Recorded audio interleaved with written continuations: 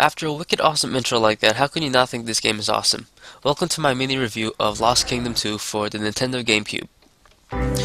In this video, I am basically showing you 2 levels and a couple of the cards I have. But this game is pretty expansive. Even after you finish the game, there's a lot more to do. But let's see. Even though this is a GameCube game, the graphics for some reason remind me of a Dreamcast game, a really late Dreamcast game for that. I'm not fully sure why the company From Software aimed at having the graphics so low in the game, but it's kind of odd. But when you actually get used to it, you don't really care, you know. It's a really fun game. It's pretty simple and straightforward too.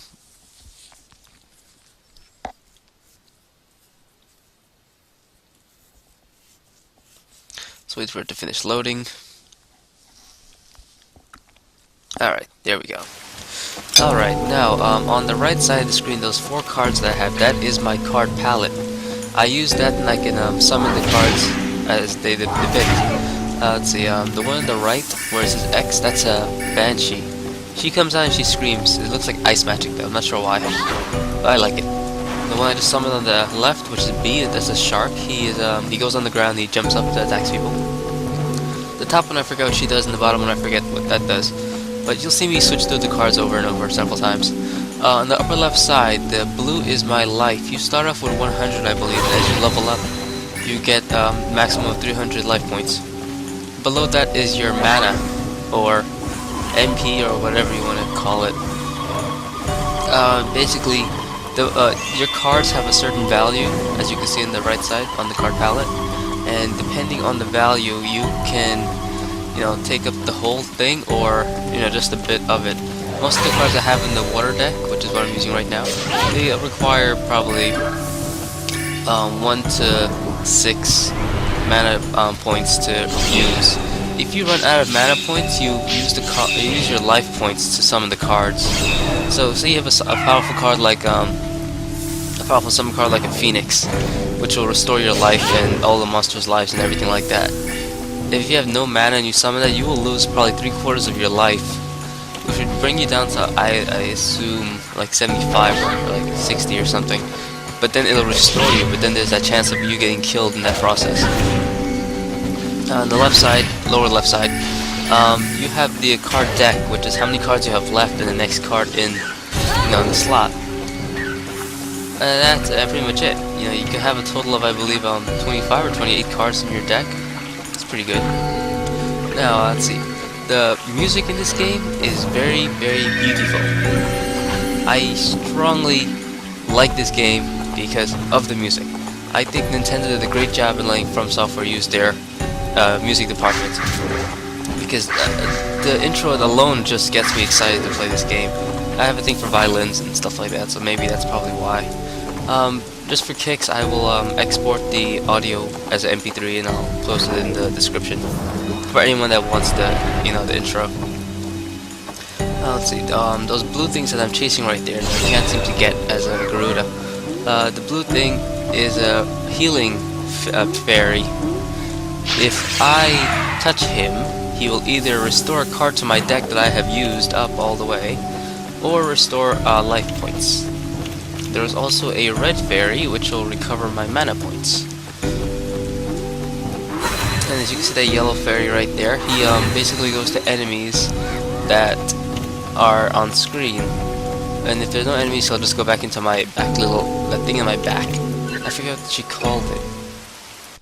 Anyways, that was the forest level called Rulo Forest. I'm going to show you the next level over here in Alanje, which is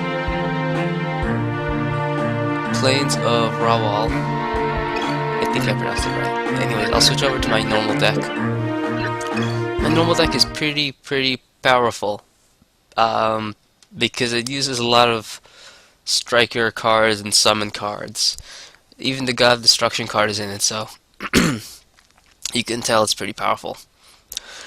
But you know what? Since I finished the game already, I have the key that I need to continue this level, so I'm just going to go kill some enemies so you can see combat and stuff like that.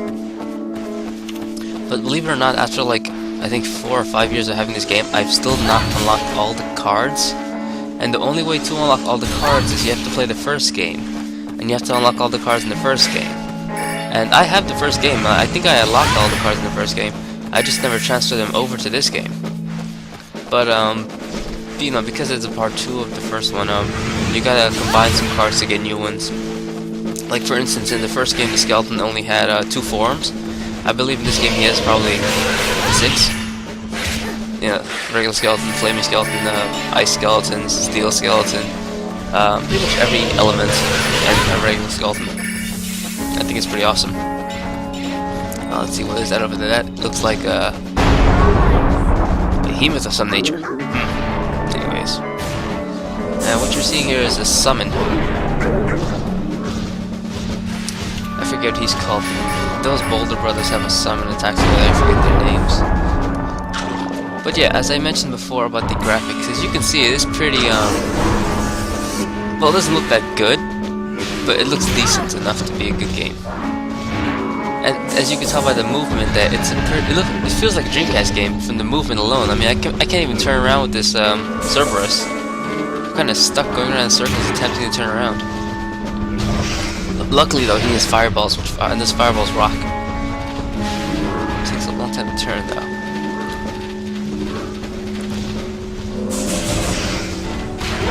Let's see.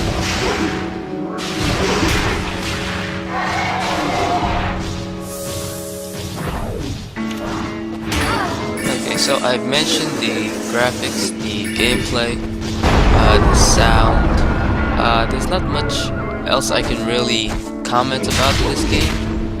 I guess for its time, it's a really good game. Let me see, what year was this game made?